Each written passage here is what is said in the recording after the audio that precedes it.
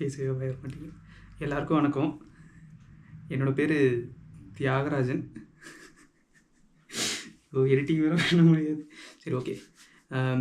என்னோட பேர் தியாகராஜன். எனக்கு இப்போ 27 வயசு ஆகுது. இப்போ நான் கரண்ட்டாக தமிழ்நாடு கவர்மெண்ட்டு கீழே ஒரு ஹெச்ஓடியில் டாக்டராக வேலை செஞ்சிட்ருக்கேன். நான் ஆக்சுவலாக என்னுடைய சொந்த ஊர் திருத்தணி பக்கம் சொரக்காப்பேட்டை. இப்போ நான் என் சொந்த ஊர்லேருந்து ஒரு 500 கிலோமீட்டர் தள்ளி இருக்கிற ஒரு ஊரில் வந்து ஒரு கிட்டத்தட்ட ஒரு 1.25 வருஷமாக வந்து வேலை செஞ்சிகிட்ருக்கேன். போன வருஷம் வந்து ஒரு இடத்துல வேலை செஞ்சுட்ருந்தேன். ஆக்சுவலாக அந்த இடம் நல்லா தான், ரொம்ப நல்லா இருந்துச்சு, ஜாலியாகவும் இருந்துச்சு. பட்டு இந்த வருஷம் வந்து ஆக்சுவலாக நான் ஒரு எக்ஸாமுக்கு அப்பியர் ஆகிறேன்.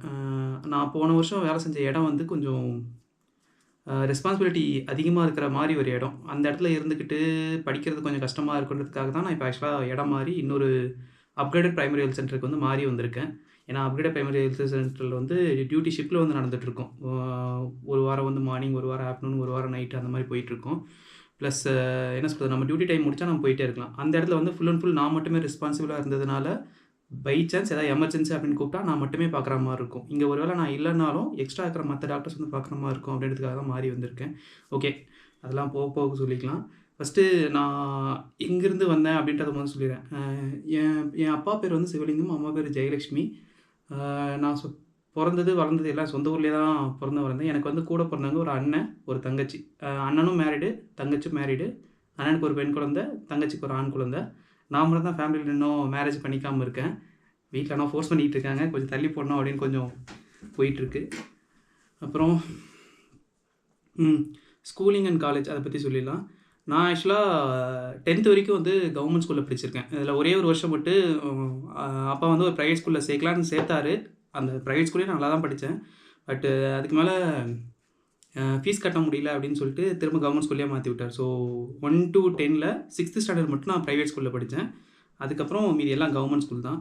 10th வந்து ஆக்சுவலாக 500க்கு நான் 489.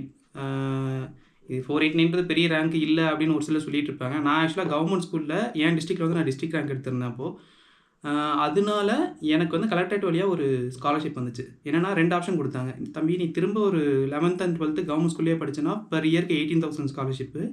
ப்ரைவேட் ஸ்கூல் போனோன்னா ப்ரைவேட் ஸ்கூலோட ஃபீஸில் 28,000 வந்து நாங்கள் பண்ணி கொடுத்துருவோம் அப்படின்னாங்க. நான் அப்போ என்ன கணக்கு போட்டேன்னா, ஓகே, அப்போ ப்ரைவேட்டுக்கு போனால் 28,000 10,000 எக்ஸ்ட்ரா வருது இல்லை அப்படின்றதுனால சரி ப்ரைவேட் போகலாம் அப்படின்னு யோசிச்சுட்டு இருந்தேன். இன்னொன்று, என் அண்ணனும் என்னை ப்ரைவேட் ஸ்கூலில் சேர்க்கணுன்றதுல ரொம்ப ஒரு முனைப்போடு இருந்தான். ஏன்னா எங்கள் அண்ணனும் 10th கொஞ்சம் நல்ல ரேங்க் தான் எடுத்தான். ஒரு ப்ரைவேட் ஸ்கூலில் சேர்க்கணும்னு எங்கள் அண்ணனுக்கு சேர்ந்து படிக்கணும்னு ஆசை. அப்போ வந்து கொஞ்சம் ஃபீஸ் அவங்க ரொம்ப அதிகமாக கேட்குறாங்க அப்படின்றதுக்காக அண்ணனோட மார்க்கு எதுவும் கன்செஷனும் தர மாட்டாங்க அப்படின்றதுக்காக அண்ணனால் அங்கே சேர்ந்து படிக்க முடியல. அண்ணனுக்கு ஈக்குவலாக 10th மார்க் எடுத்து அந்த ஸ்கூலில் படித்தவங்க 12th இன்னும் நல்ல மார்க் எடுத்து மெரிட்டில் ஒரு பெரிய காலேஜ் போயிட்டாங்க. எங்கள் அண்ணனால் அது போக முடியல. அதனால் எங்கள் அண்ணன் அதில் ஒரு முடிவோடவே இருந்தான்.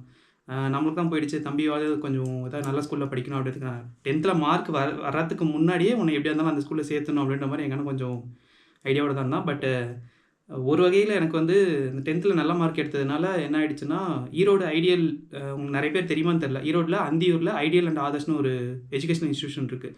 அங்கே வந்து நான் ஐடியலில் மட்டும் 489 எடுத்ததுனால both school fees and mess fees ரெண்டுமே வந்து உங்களுக்கு ஃப்ரீயாக கொடுத்துட்றோம்.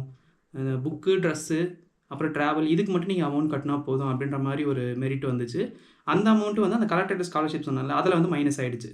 ஸோ லிட்டரலி நான் 11th and 12th வந்து நான் செலவு பண்ணது 0. பட் ஆனால் அது ப்ரைவேட் ஸ்கூல், கவர்மெண்ட்டோட ஃபண்டை வச்சுக்கிட்டு நான் ப்ரைவேட் ஸ்கூலில் படித்தேன். ஆக்சுவலாக அதில் இன்னொன்று ஏதோ ஒன்று சொல்கிறாங்க. ஆக்சுவலாக எல்லா ப்ரைவேட் ஸ்கூலுக்கும் 25% ஆஃப் சீட்ஸை வந்து பிபிஎல்க்கு இருக்கிறவங்களுக்கு கொடுக்கணும், அதாவது பிலோ பவர்ட்டி லைனில் இருக்கணும் கொடுக்கணும் அப்படின்ற மாதிரி ஏதோ ரூல் இருக்குன்றாங்க. மேபி அந்த சீட் எனக்கு வந்துச்சு, அதெல்லாம் எனக்கு தெரியாது. பட் ஆனால் அந்த ஸ்கூல் அதை ஒழுங்காக யூஸ் பண்ணுறாங்க. ஏன்னா எப்படியா இருந்தாலும் அந்த பிலோ பவர்ட்டி லைனுக்கு இருக்கவங்களும் அவங்க கொடுத்தாகணும். அவங்க என்ன பண்ணுறாங்கன்னா, நல்லா படிக்கிற பிலோ பவர்ட்டி லைன் பசங்களை வந்து கூப்பிட்டு வந்து படிக்க வச்சிடறாங்க. அவங்க இன்னும் அது ஓகே, நமக்கு இந்த மாதிரி ஃப்ரீயாக கொடுத்துருக்காங்கன்னு சொல்லிட்டு இன்னும் கொஞ்சம் நல்லா படித்து 11th and 12th நல்ல ரேங்க் எடுத்துகிட்டு வெளியே போயிடுவாங்க. அது ஒரு வகையில் ஸ்கூலுக்கு அட்வர்டைஸ்மெண்ட் தான், நான் அது தப்புன்னே சொல்ல மாட்டேன். ஆனால் இந்த மாதிரி எல்லா ஸ்கூலும் பண்ணால் இன்னும் நல்லா இருக்கும்னு நினைக்கிறேன். ஓகே, அந்த மாதிரி நான் ஃப்ரீயாக போய் அந்த ஸ்கூலில் சேர்ந்தேன். 11th and 12th அங்கேயே தான் படித்தேன். 12th வந்து 1185 அவுட் ஆஃப் 1200. நான் வந்து தமிழ்நாடுல தமிழ் மீடியமில் state rank 2nd or 3rd சொன்னாங்க. ஃபஸ்ட்டு கிடையாது, 2nd or 3rd சொன்னாங்க. பட் அதெல்லாம் முக்கியம் இல்லை, அப்படியே எம்என்சி வந்துட்டேன். ஸோ மெட்ராஸ் மெடிக்கல் காலேஜில் 2016 ஆகஸ்ட் 1 ஜாயின் பண்ணேன். முடித்தது வந்து 2022 மே 2021 அந்த மாதிரி முடித்தேன். பட் அந்த ரெக்கார்ட் சப்மிஷனு எல்லாம் கம்ப்ளீஷன்லாம் வாங்கி முடித்து நம்பர் வரதுக்குள்ளே ஆகஸ்ட் எண்ட் ஆகிடுச்சு. ஸோ ஆகஸ்ட் 2022 முடிஞ்சுன்னு வச்சுப்போம். அடுத்து நடுவில் நிறைய நடந்துச்சு. ஒரு 1.5 வருஷம் வந்து லைஃப்பில் கொஞ்சம் போயிடுச்சு. அது ஓகே, ஆக்சிடெண்ட்லாம் சொல்ல, இன்டென்ஷன்லாகவும் சொல்ல முடியல. அந்த 1.5 வருஷம் கழிச்சு 2024 எம்ஆர்பியில் செலக்ட் ஆகி ஃபெப்ரவரியில் வந்து இப்போ இருக்கிற பிளாக்ல வந்து ஜாயின் பண்ணியிருக்கேன். ஆக்சுவலாக எம்ஆர்பி தான் எய்மானா சத்தியமாக கிடையாது. ஆக்சிடெண்ட்டில் தான் உள்ளே வந்தேன். பட் ஆனால் உள்ளே வந்ததுக்கப்புறம் ஓகே, எனக்கு பிடிச்சிருக்கு. நான் என்ன சொல்கிறது, ஆனால் பட் ரொம்ப ரெஸ்பான்சிபிளான ஒரு இது. நிறைய பேர் வந்து பிஹெச்எம்ஓ தானே, உங்களுக்கு என்ன ஜாலியாக இருப்பீங்க அது இதுன்னு பேசிகிட்டு இருக்காங்க. இப்போவும் இந்த வீடியோ போட்டால் என் ஃப்ரெண்ட்ஸே கலாய்ப்பானுங்க, டேய் ஜாலியாக தான் இருக்கு நீ அப்படின்னு. ஜாலின்றது ஓகே, ஒரு என்ன சொல்கிறது, நீங்கள் உங்கள் ஒர்க் பண்ணுற என்விரான்மெண்ட் நல்லா இருக்கும்போது ஜாலியாக இருக்கும், அது இல்லைன்னு சொல்ல. பட் கொஞ்சம் நீங்கள் மிஸ் பண்ணாலும் ஏதாவது ஒன்று பிரச்சனை பெருசாகிடும். அந்த டைமில் நீங்கள் மட்டும்தான் சொல்லி ரெஸ்பான்சிபிளாக இருப்பீங்க. இப்போ ஒரு மெடிக்கல் காலேஜ்லையோ ஜிஹெச்லையோ அப்படி கிடையாது. இப்போ நீங்கள் ஒரு தப்பு பண்ணிங்கன்னா என்டையராக ஒரு டிபார்ட்மெண்ட் தான் உங்கள் சைடில் வந்து உங்களை பேக்கப்புக்காக இருப்பாங்க. நீங்கள் தான் பிஹெச்சியில் இருக்கும்போது எம்ஓ மட்டும்தான். என்ன பிரச்சனை இருந்தாலும் இன்க்ளூடிங் இப்போ என்ன சொல்கிறது, ஒரு ஒர்க்கர் ஒரு இடத்த க்ளீன் பண்ணாமல் வச்சுருந்தா கூட எம்ஓக்கு தான் அந்த கொஷின் வரும். நீங்கள் இது யாராவது சாப்பிட பிஹெச்சி டியூட்டி டைமில் யாராவது சாப்பிட போனால் கூட இவங்க இல்லை அப்படின்ற மாதிரி பிரச்சனை பண்ணுறதுக்கான ஆளுங்கள்லாம் நிறைய இருக்காங்க. ஸோ அதை பற்றிலாம் நான் பேச விரும்பல. அது ஒரு ஓரமாக இருக்கட்டும். ஸோ இப்போ முதல் இடத்துல இருந்து இப்போ நான் புது இடத்துக்கு வந்துட்டேன். புது இடம் உனக்கு செட் ஆகிடுச்சான்னா ஒரு மாதிரி செட் ஆகிடுச்சு. இங்கேயும் ஒரு சில ஸ்ட்ரகிள்ஸ் இருக்குது, அதை பற்றிலாம் பேச விரும்பல.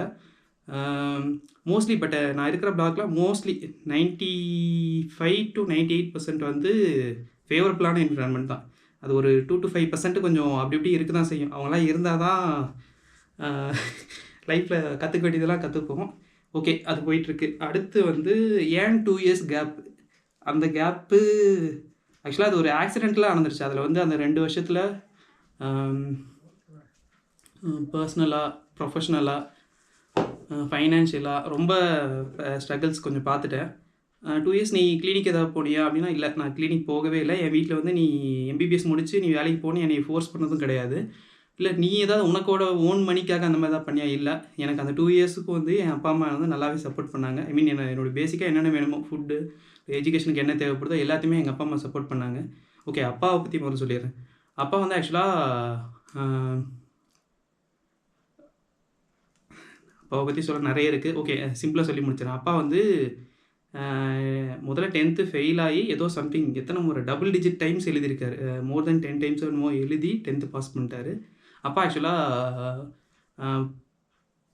Post polio residual paralysis. அப்பாவோட ரைட் லெக்கு வந்து ஒரு 80% வந்து டிஃபார்ம், ஐ மீன் 80% வந்து ஸ்ட்ரென்த்து கிடையாது, 20% தான் ஸ்ட்ரென்த் இருக்கும். போஸ்ட் போலியோ ரெசிடுவல் பேரலிசிஸ்னால் என்னென்னு சொல்லிடுறேன். ரொம்ப பழைய ஆளுங்களுக்கு தெரியும். சின்ன வயசில் வந்து போலியோ காய்ச்சல் வந்துருச்சு அப்படின்னு சொல்லிட்டு அவங்களுக்கு ஏதாவது ஒரு வந்து போனதுக்கப்புறம் ஏதாவது ஒரு லிம்புனா உடல், ஐ மீன் கை கால் அந்த மாதிரி ஏதாவது ஒன்று வந்து அதோடய சத்து செயலிருந்து போயிடும். அது ஆக்சுவலாக சின்ன வயசுலேருந்தே ஃபிசியோதெரப்பி அதெல்லாம் பண்ணியிருந்தால் இன்னும் கொஞ்சம் நல்லா பெட்டர் பண்ணிக்கலாம். ஆனால் அப்பாவோட அப்பா இன்னும் வளர்ந்து ரொம்ப கொஞ்சம் மோசமான ஒரு சூழ்நிலையில் வளர்ந்து வந்ததுனால அவருக்கு அதை பற்றின அவேர்னஸ் இல்லை. அவர் ஃபிசியோதெரப்பி பண்ணாமல் விட்டார். ஒரு லெக் கம்ப்ளீட்டாக அது சும்மா அது என்ன சொல்கிறது, ஃபங்க்ஷனே அந்தளவுக்கு கிடையாது. லெஃப்ட் லெக்கில் மட்டும்தான் இத்தனை வருஷமாக. இப்போ அப்பாவுக்கு வந்து கிட்டத்தட்ட 65 வயசு ஆகிடுச்சு. ஒரு லெக் மட்டும்தான் அவருக்கு ஃபுல் சப்போர்ட்டும் கொடுக்குறது. அந்த இத்தனை வருஷமும் அந்த மொத்த வெயிட்டையும் ஒரு லெக்கில் போட்டதுனால அந்த லெக்கில் இருக்கிற எல்லா ஜாயின்ஸும் வந்து இதுவாகிடுச்சு. இப்போ ஆஸ்ட்ரேலியா தான் வீட்டில் உட்காந்துட்ருக்காரு. பட் ஓகே, வீட்டில் வந்து கொஞ்சம் வேலை செஞ்சுருக்காரு.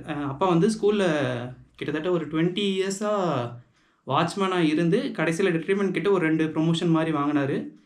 ரிட்டையர் ஆகும்போது வந்து லேப் அசிஸ்டண்ட்டாக ஸ்கூலில், மிடில் ஸ்கூலில் வந்து லேப் அசிஸ்டண்ட்டாக இருந்து ரிட்டையர் ஆகிட்டார். கவர்மெண்ட்டில் தான் இருந்தார்.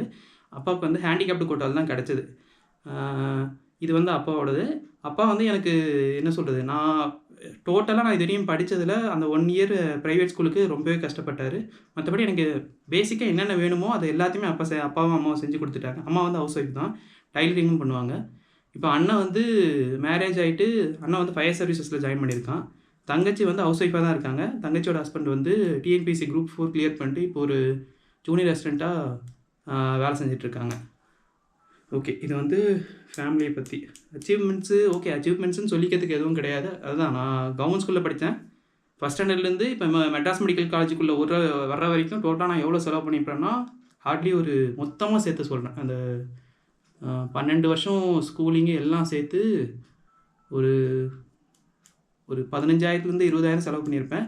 அதுவும் 11th ஒரு 28,000ம் 12th ஒரு 28,000ம் எனக்கு வந்து ஸ்காலர்ஷிப்பாக வந்துச்சு. அது இல்லாமல் கவர்மெண்ட் ஸ்கூலில் படித்தவங்களுக்கு இது திறனாய்வு தேர்வு அப்படின்னு நடக்கும். 8th ஒன்று 9th ஒன்று 10th ஒன்று. நான் 8th 9th எழுதி பாஸ் பண்ணிட்டேன். 10th நடந்ததே எனக்கு தெரியாது, சொல்லாமல் விட்டாங்க ஸ்கூலில். நான் எழுதலை அதை. ஸோ கம்பேரிட்டிவ்லி பார்த்தா நான் ப்ளஸ் 30,000 கிட்ட இருப்பேன். ஐ மீன் மொத்த செலவும் பண்ணி எனக்கு வந்து எக்ஸ்ட்ரா 30,000 வந்த கணக்கு தான் மெட்ராஸ் மெடிக்கல் காலேஜ் ஜாயின் பண்ணும்போது. பட் ஜாயின் பண்ணதுக்கப்புறம் தான் செலவு கொஞ்சம் அதிகமாச்சு. ஏன்னா